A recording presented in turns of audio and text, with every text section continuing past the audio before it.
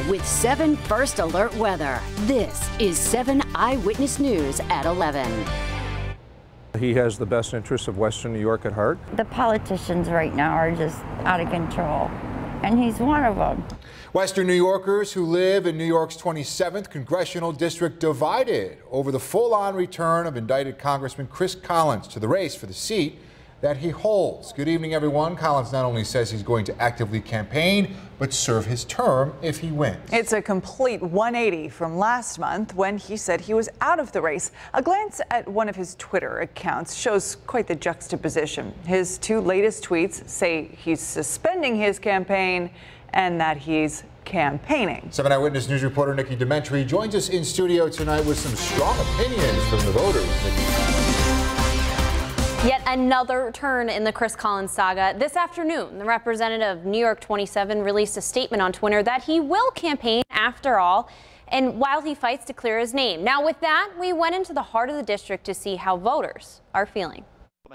Just hours after Representative Chris Collins released an update stating he is going to, quote, actively campaign for Congress, voters in New York 27 have mixed opinions. Well, it's a black guy and it's a slap in the face almost for his constituents. First and foremost, that he's innocent until proven guilty. Lancaster resident Barbara Kegler never had any issues with the representative. That changed, though, when his indictment came out in August. I had no qualms with him, and then this comes out and it's like, not another one. Although Collins has held the seat since 2012, she doesn't think that alone will be enough to win him the seat come November. Seems like he's going to be focusing more on clearing his name versus, you know, a full-fledged effort to use all his war chest. Clarence resident Chuck Lannon thinks differently. I think that he has the best interests of Western New York at heart and wants to represent his constituents. As for November, his constituents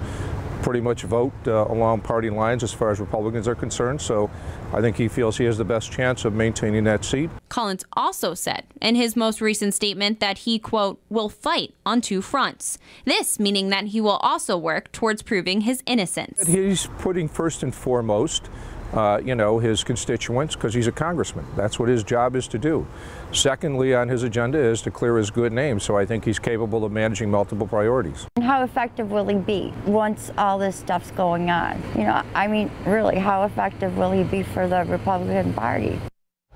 Collins' opponent, Democratic nominee Nate McMurray, released a statement saying in part, quote, I'm curious to know what Mr. Collins means by actively campaign because he hasn't talked to his constituents, hasn't held town halls, and has been hiding in his penthouse since the FBI arrested him.